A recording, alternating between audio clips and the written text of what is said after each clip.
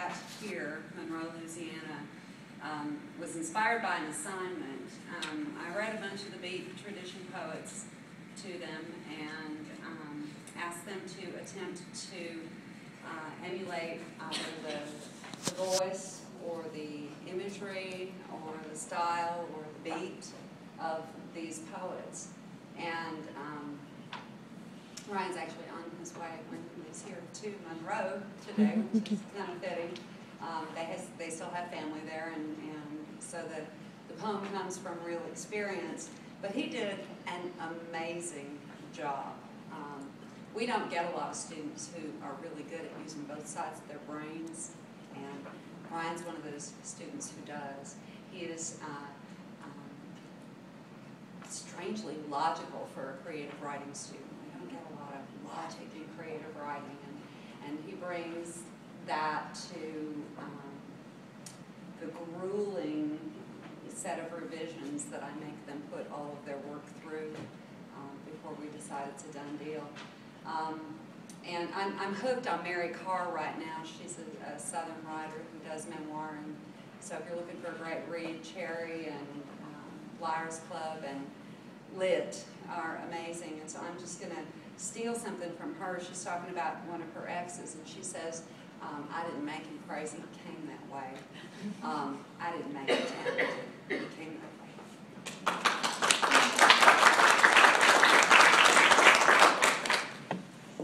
Well, after that introduction, I guess you guys are all expecting me to blow out of the water, so I'll let you down.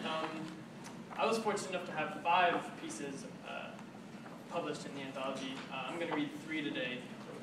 First is, we were asked to write a tribute poem to, I guess, was it any author, any poet? Yeah. I think so. And I chose E.E. Cummings mainly because I kind of liked how he didn't really care about what a lot of the critics thought, or if he stayed grammatically correct or following the usual norms. So here is my poem, No Rules, which is a tribute poem to E.E. Cummings.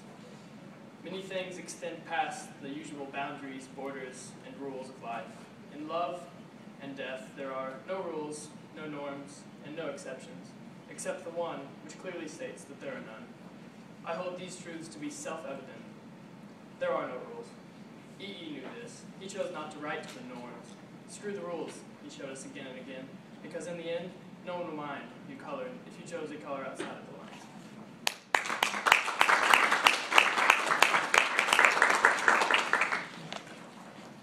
This next poem, we were asked to write about ancestry, or one of our ancestors or our past. And I remember my mother telling me a story about how one of my ancestors used to be sort of associated with royalty in some way, and I kind of just played off of that and created this person named great-great-great Uncle Beauregard. Born to guard royalty, life set before him. He taught the king's son swordplay and kept watch over a palace. At the brand new house in Buckingham, he stood at attention, till a young elegant maid pulled him away. Worth far more than a lifestyle or title, he let his guard down, and she stole his affections. They hopped on a boat, left Buckingham behind. His mind did not wander into what might have been, for he was with her, and she was with him, off to the new land to start a new life. His wife he now protected.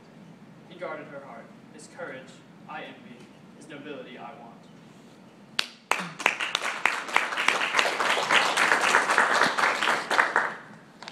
And then this last one, about my parents' hometown, Monroe, Louisiana. This is one of those poems that you can't really remember writing, honestly. I mean, I remember finishing it, but the process, it kind of wrote itself. The last stanza is particularly my favorite.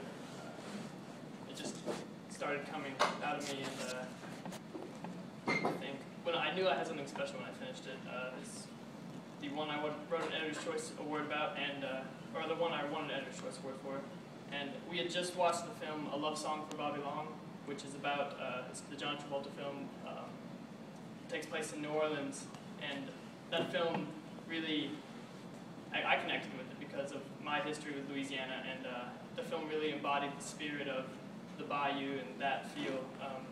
well, so this is Monroe, Louisiana. Chains wrapped on legs keep people from leaving. Mothers and fathers don't bother with grieving when children recognize someplace better and leave Monroe behind. Someplace else where the weather isn't always flirting with a warm, wet clothesline, or winter tastes real. The town shrinks like snails in salt. All those who can leave do, while rails still run. Dead-end buildings said car wash, but now sit silent. Old Side still scares the kin of visitors and those passing by, but local kids skate over gray, sun-faded streets, building play forts out of trash bags under trees in the creek. Morning mist rolls in past an array of cypress on swamps. Bass boats sit still, bathing in green, thick water. Flat bugs hug the surface, dancing by with no purpose. People move slower, like an everyday Sabbath. Shirtless boys ignore stinging sunburns and trap snapping turtles. Toes squeezed through the mud on bayou's bosom. Seems to always be summer, as if being punished for sins. Porches host sun-cracked leather seats and old folks with canes. Spray paint heats mornings, hanging wet on white doors. Cigarettes that are plywood collecting on dry floors. Monroe stays quiet, like everyone knows something, but doesn't bother sharing. Like they all know they're dying, as if there are ways of knowing.